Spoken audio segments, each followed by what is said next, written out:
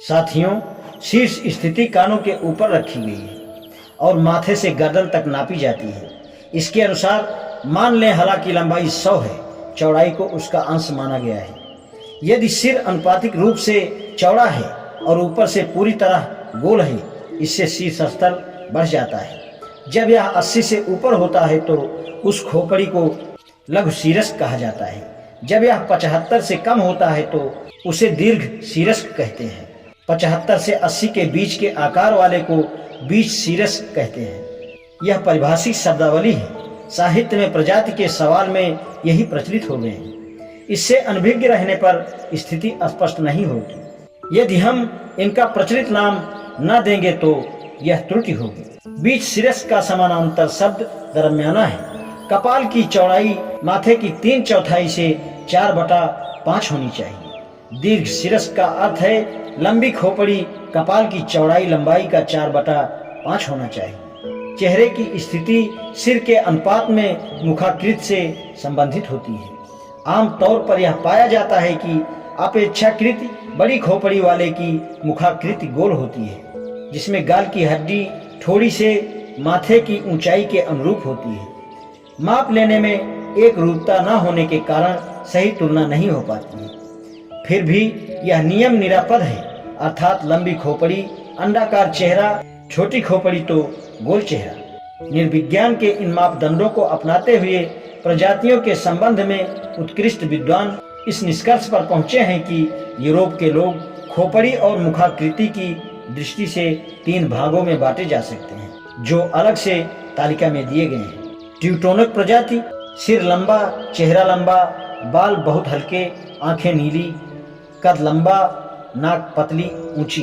दूसरा है alpine Celtic, सिर लंबा, चेहरा चौड़ा, बाल हल्के भूरे, आंखें भूरी, कद माध्यम और नाक विविध बल की भारी। तीसरा है मेडिटेरियन, सिर लंबा, चेहरा लंबा, बाल लाहौरी या काले, आंखें काली, कद मध्यम, नाक चौड़ी। क्या कोई आर्य प्रजाति शारीरिक दृष्टि से इस श्रेणी में आती है?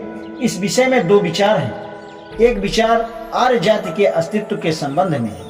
इसके अनुसार आर्य जाति की खोपड़ी अपेक्षाकृत लंबी है, उसकी सीधी नाक है, चेहरा लंबोत्तरा है, चेहरे की हड्डियां उठी हैं, लंबाई पर्याप्त है, सामान्यतः सुगठित बलिष्ठ शरीर है।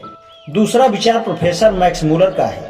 उनके अनुसार यह शब्द 3 अर्थों में प्रमुख हुआ है, इसलिए उन्होंने अपने व्याख्यान साइंस ऑफ लैंग्वेज में कहा है, अर या अरा प्राचीन शब्द है जिसका अर्थ ज्योति हुई भूमि है।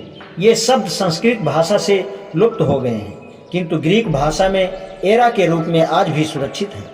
अतः आर्य का वास्तविक अर्थ गृहस्थ कृषक हो सकता है। वैश्य शब्द की उत्पत्ति गृहस्थ के पर्याय विश्य है।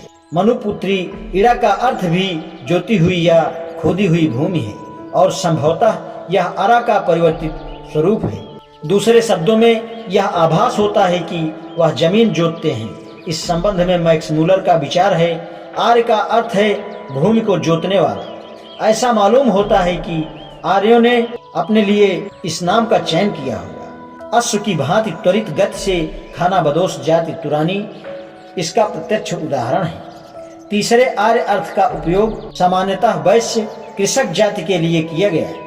इस विषय में मैक्स मूलर पाणिनि पर निर्भर करते हैं।